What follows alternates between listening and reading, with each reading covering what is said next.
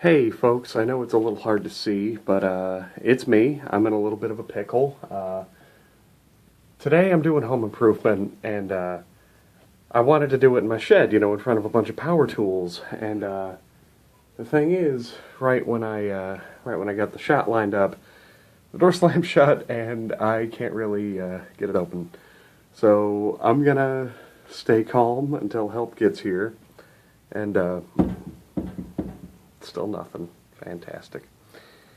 I'm going to stay calm and do my review of Home Improvement Halloween. Now, okay, keep it together. Before Tim Allen started doing the True Michigan commercials, but after he was a drug dealer, he was on a show called Home Improvement, and it was a family sitcom where he raised his family and he played Tim Taylor, this local Detroit guy that ran a home improvement show, hence the name Home Improvement, even though it's kind of weird because the actual name of the show was Tool Time. It doesn't make much sense to me either, but you know what, fuck it. It was actually a pretty good show for what it was, one of those weird post-Full House family sitcoms. But their Halloween specials are, of course, what I'm here to address today. I just felt something on my fucking face. Ah, jeez. Okay, anyway. Home Improvement Halloween specials were always highlights of the season. And it just kept getting progressively dark and more disturbing the more of them they did. The very first one that they did was actually pretty straightforward and pretty wholesome. Brad, the oldest kid, he was having a Halloween party at the house that Tim and Jill were setting up for, and they made like a catacombs of terror down in the basement. And since Tim builds shit, he's always really handy and it comes out looking great. But like Brad's girlfriend Jennifer, who's this little bitch character. You know how I know she's a little bitch character? Because she refers to him as Bradley. Anyway, she shows up with Sean from Boy Meets World. I heard tapping. I really fucking hope I'm alone in here. She shows up with Sean from Boy Meets World, and her and Brad were supposed to be like a group costume. They were supposed to be Raggedy Ann and Andy. So, Brad's sitting there looking like a fruit cup. She's dressed like a biker. It's nice and awkward. Because, why the hell not? And that's like the main conflict for the episode, is Brad trying to get back his woman. The costumes in the episode are pretty stellar, except for Jonathan Taylor Thomas, who's a little shitbag pirate.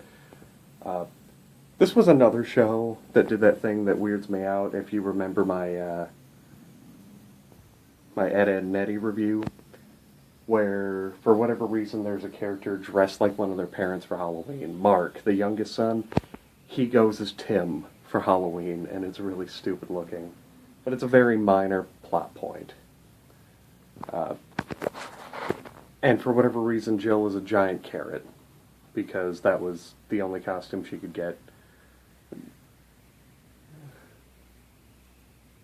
Nope, thought I saw someone walk by. I didn't.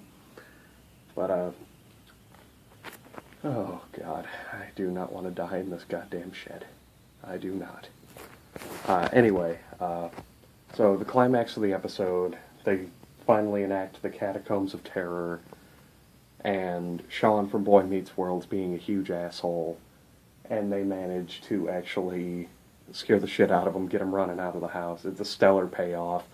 Like, Wilson, their next-door neighbor, he's doing some wire work. It's a really good payoff, and it's really well done. Now, that was their first Halloween special, and it was pretty tame for what they ended up doing later on.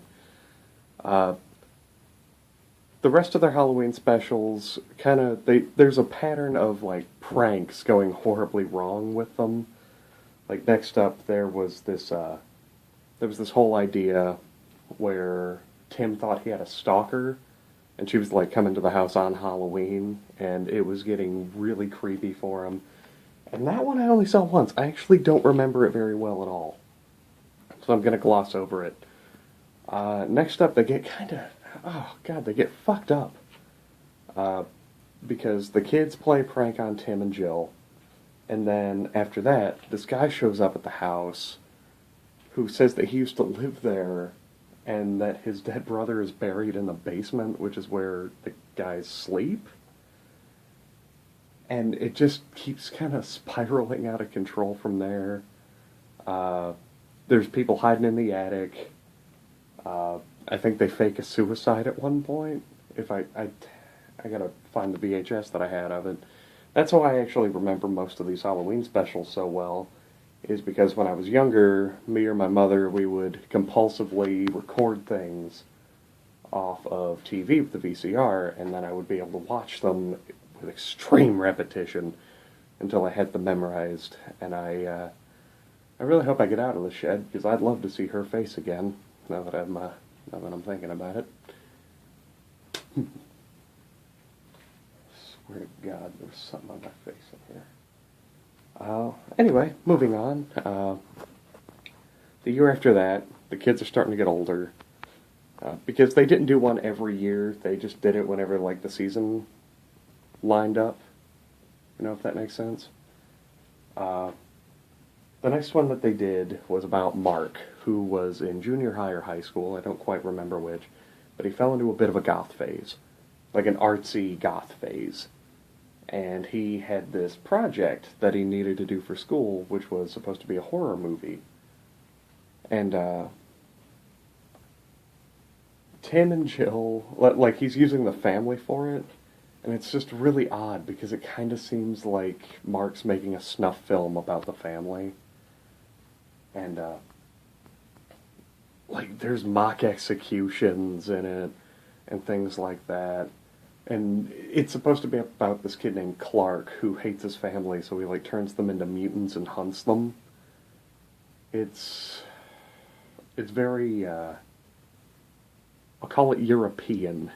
There was a short film a friend of mine was working on for a while that had a similar appearance to it, made by this mad Macedonian woman. I don't know where she is now. I think she went back.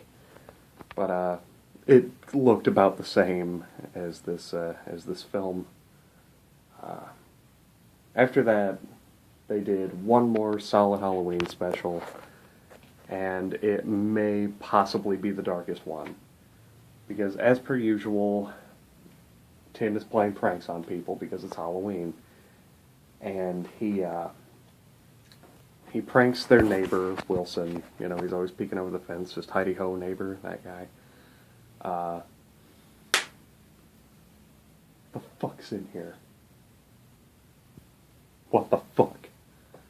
Oh god. Okay, keep it together, keep it together, keep it together. So, Wilson does this thing, and it's like, it's a 20-person prank. Like, Tim's whole family's in on it, his coworkers are in on it.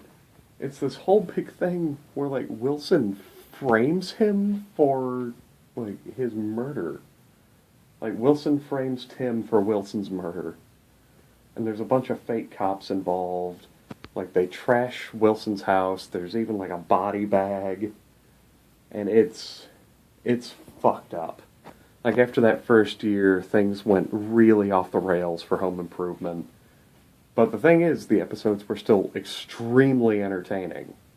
That was, that's the takeaway here. Is they weren't afraid to get darker with it, which I really appreciate, because if you watch the same Halloween special for a sitcom over and over, it gets really dull. And I'm glad that they were able to embrace the Halloween spirit and do something a little different. Tomorrow I'm going to be talking about Roseanne, since I'm on a little bit of a sitcom thing right now. The fuck was that?